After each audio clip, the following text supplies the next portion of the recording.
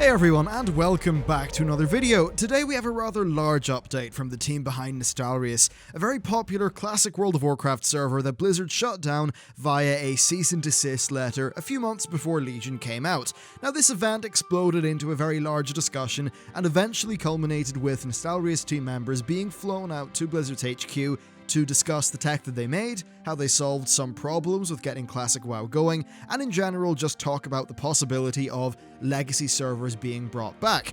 Now before jumping to conclusions, I'd ask you to listen on. I know this topic often draws out a lot of controversy, but I think the only way we can make progress in all of this is to have an honest discussion about it, rather than trying to shut that discussion down before any progress can be made.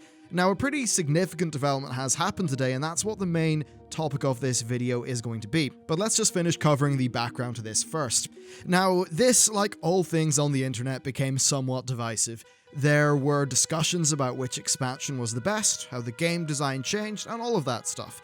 From my perspective, regardless of what any individual thinks, myself included, there is clearly a demand for this to be brought back. That just does seem to be a fact. Furthermore, I think that there is a historical significance in having the launch version of one of the industry's defining titles be preserved in a way that's playable, much in the same way that we're able to, say, replay classic non-MMO games. Now, there was some talk of that eating into Blizzard's current profits. I think that's a fair claim to make, but my personal suspicion is that Nostalrius is appealing to a different audience than the live game, even though I do admit that that's a Venn diagram that definitely has a lot of crossover. So, with my hopefully rather reasonable and not inflammatory preamble over with, let's discuss the new developments. Before BlizzCon, the Nostalrius team essentially made a veiled threat that they would take some form of action if there wasn't a major development at BlizzCon.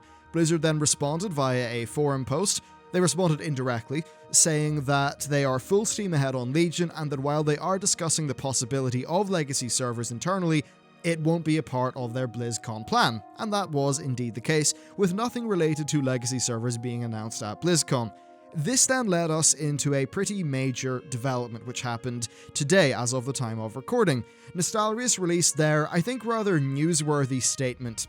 Their post started with a bit of a talk about how they've had silence from Blizzard in the months following their meeting, and that during that time they worked on trying to sweeten the pot for Blizzard by doing cost analysis, problem solving, and trying to work out how some of their server tech could integrate with Battle.net. Now, I do think that no matter what we think about the larger topic here, there is a clear passion and hard work from the people who were involved, and that definitely is very admirable, especially since the whole thing was done on a volunteer basis. Anyway, they continue to get no answers from Blizzard, or at least that's what they claim. Their post did cover how they think that vanilla WoW could be a large success, and I think that given the player data from the server, that's a reasonable point to make that actually does have some numbers backing it up. They talked about how vanilla and live have their pros and cons, how they work for different players, which, as I said, I think is true, but there's probably a large crossover in that Venn diagram. So they talked about how they have come to the conclusion that it is not likely for an official Blizzard solution to happen anytime soon. So what they have decided to do, and this is the more controversial bit here, is release their source code and their tools. This has started off with them giving the tools and source code to the team behind a server called Elysium, which seems to have a few ex-Nostalrius people being involved in it anyway. They plan to work closely with that team to bring their server to life or whatever, and this has involved the people running that server promising to receive no profit from the activity and to also work on making documentation. Once that documentation is finished, they plan to release the source code and documentation to the public, with the goal being to have a user-friendly set of development tools for people to run their own private servers. Essentially, this is a case of cutting a head off a hydra and then having two more grow back. Now, I do believe this isn't the source code for vanilla World of Warcraft. This is the source code for the server-side tech and the toolset. At least I think that's the case. I would be very surprised otherwise. In practical terms, this means that a Nostalrius-like experience will be available sometime in the future to players who want that, and with the tools being out there, it will be extremely hard for Blizzard to do anything about it. So first, I think that the way that the Nostalrius team have carried themselves in this is quite open to criticism. They were, in a way, holding the release of this stuff like a gun to Blizzard's head. do what we want, or we will release the source code to everyone, and then you have no power. That definitely is a large point of leverage that they would have had over Blizzard. I'm concerned that doing this will have burned a vital bridge and potentially destroyed an important partnership in getting an official version of legacy servers available to players. That said, they did talk about getting the silent treatment from Blizzard, but we only know one side of that story, so I don't think it's particularly sensible or responsible for me to spring to action and make some big grandiose statement about who is right and who is wrong here. Well, from a legal perspective, Blizzard are right, they're the rights holder. This is very clear to everyone, and I don't think that's ever been the heart of the discussion.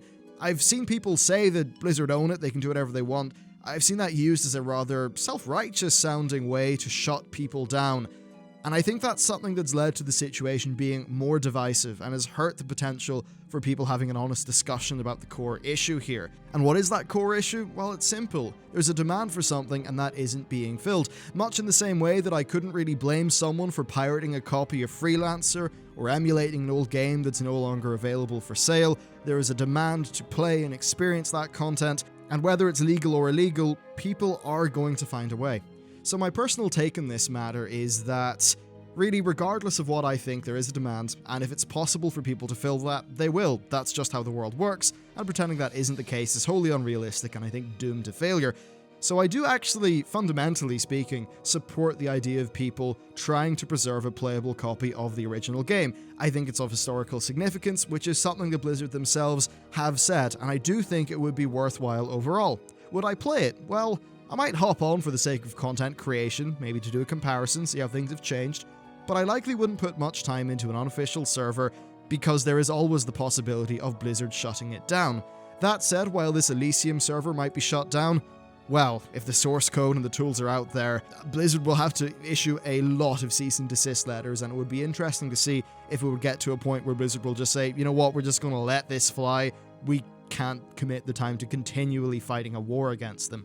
Indeed, one thing that could happen is that Blizzard could take some sort of drastic legal action almost right now to prevent them from releasing this source code.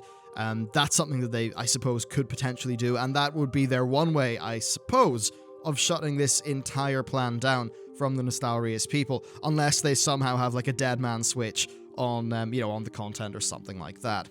Now, if there was to be an official release, I think I would play it, but then I would have to see where Blizzard would take it and what they would be doing with that idea. I would definitely pay extra money for something like that over my current subscription, though. What I do think is unfortunate is the nature of the Nostalrius response. I question if such a strong initial reaction is the best course of action, but at the end of the day, we only have one side of the story, and we likely won't hear the other side from Blizzard because they're a company, stuff's got to go through PR, and being involved in drama isn't something that looks good for a company like that, and this isn't a drama channel.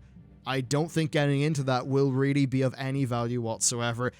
To me, as far as, the content, I think it would look bad on the channel, and I don't think it would really be helping people. Rather, it would just be a time-wasting red herring to throw out there when there are more important things to think and discuss about.